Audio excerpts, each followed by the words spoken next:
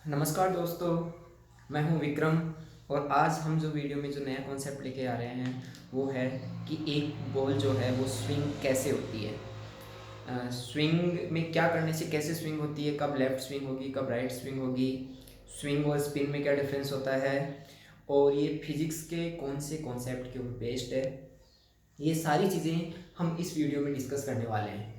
तो सबसे पहले आप लोगों ने ज़्यादातर ने क्रिकेट में सुना होगा कि जो फास्ट बॉलर हैं उसमें से कुछ अच्छे जो बॉलर हैं, अच्छी क्वालिटी के बॉलर हैं, उनको स्विंग करवाना आता है। बॉल वो स्विंग करवा सकते हैं, कब उनको ऑफ में स्विंग करवानी है, कब उनको लेग में स्विंग करवानी है।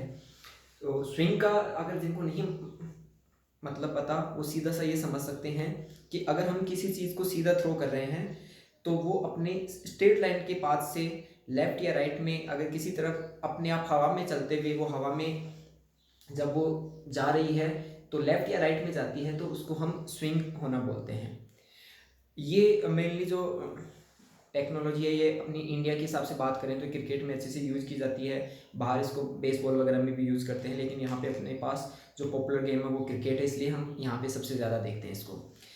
इसके अलावा एक चीज़ और हम जिसका काफ़ी कॉमनली नाम सुनते हैं वो है स्पिन। तो स्विंग और स्पिन इन दोनों में काफ़ी डिफरेंस है। स्पिन स्लो बॉलिंग में काम में लिया जाता है, जो स्विंग है वो फास्ट बॉलिंग में काम में ली जाती है।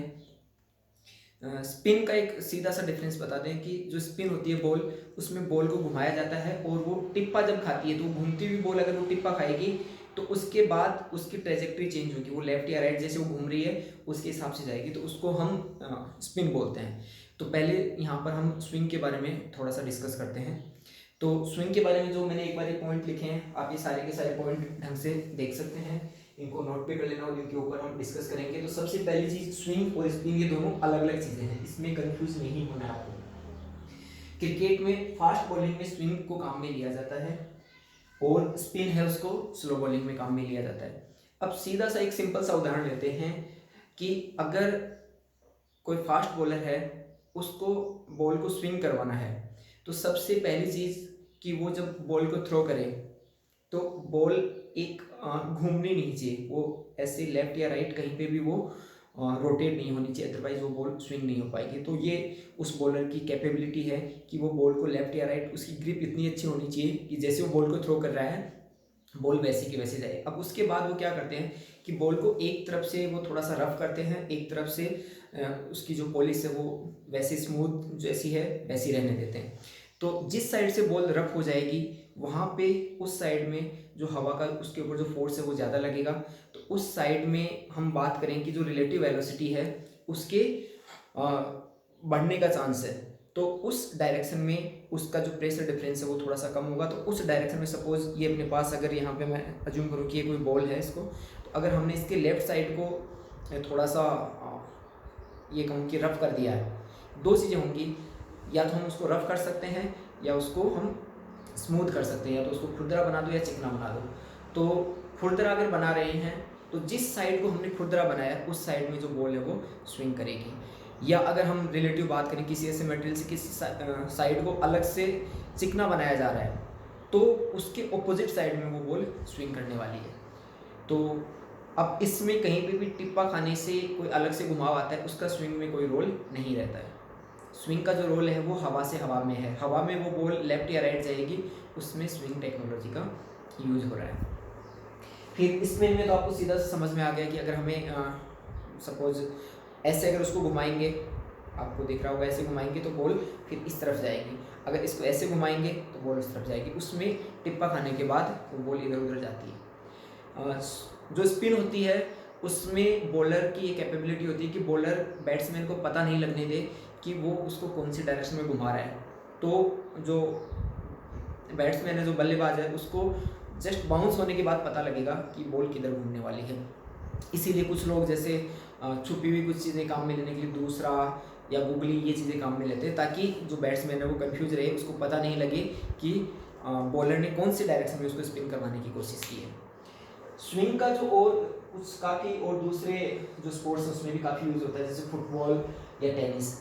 फुटबॉल में आपने अगर बनाना किक का नाम सुना हो कि उसमें जो बॉल है वो एक ट्रेजेक्ट्री में जाती है, अगर हम उसको सीधा सामने सपोज गोल पोस्ट है और सामने अगर उसके गोलकीपर खड़ा है या कुछ गोलकीपर आगे आ गया तो हम चाह रहे हैं कि वो थोड़ा सा उसको बाईपास करते हुए निकल जाए, तो यहाँ पर भी स्विंग का यूज़ कर सकते हैं। यहाँ पे सिंपल सा कॉन्सेप्ट काम में लेते हैं। यहाँ पर हम अगर सपोज ऐसे बॉल सीधी जानी है और अगर हमें इसको ऐसे बाईपास करवाते हुए भेजना है, राइट से बाईपास करवाते हुए लेफ्ट जाना है, तो उस बॉल को हमें ऐसे घुमाना है, ऐसे। समझ में आ रही बात? अब इसको मैं थोड़ा सा इस डायग्राम से समझा देता हूँ। ये डायग्राम देखते हैं। अगर एक बॉल है वो जा रही है यहाँ पे इस डायरेक्शन में, एक स्पीड है v उससे जा रही है। अब इस बॉल को अगर हमने ऐसे घुमाया है आगे की तरफ, यहाँ से आप देख पा रहे हो, तो अगर ऐसे घुमाया है तो इस बॉल की टेंडेंसी जो जिस डायरेक्शन में डेविएशन आने की कोशिश रहेगी वो यहाँ पर नीचे उसमें डेविएशन आने की कोशिश रहेगी। अगर सपोज इसको हमने इसके ऑपोजिट घुमाया होता, सपोज ये बॉल है और यहाँ पे ये v हो गया, और अगर हम इसको ऐसे घुमाएंगे इस डायरेक्शन में, सपोज ओमेगा, यहाँ पे भी ओमेगा, तो ये वाली बॉल है वो ऐसे उसके ऊपर की तरफ एक एक्स्ट्रा फोर्स लगेगा, तो ये जो बॉल है वो ऊपर की तरफ जाने की कोशिश करेगी।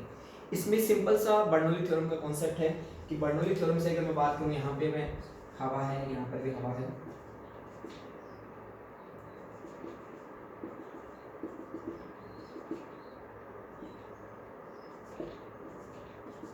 तो इस साइड का जो प्रेशर है वो इस साइड का प्रेशर कम होगा, इस साइड का प्रेशर ज़्यादा होगा, तो प्रेशर डिफरेंस की वजह से जो फोर्स लगेगा वो इसमें नीचे की डायरेक्शन में लगेगा, इसमें सेम केस ऑपोजिट हो जाएगा। तो यहाँ पर हमने स्विंग को देखा है, हमने इस लेक्चर में स्पिन को देखा है। इन जो स्विंग है वो किस कॉन्सेप्ट के ऊपर बेस्ड है, वो है बर्नौलीज थ्योरम।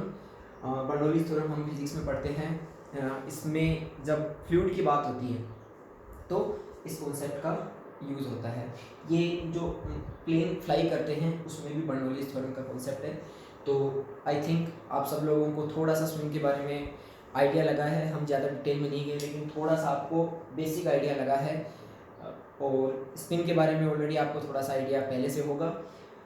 तो ये दोनों कॉन्सेप्ट मुझे लगता है आप लोगों ने अच्छे से सीखने की कोशिश की हैं।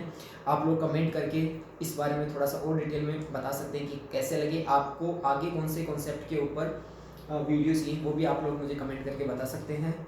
तब तक के लिए नमस्कार।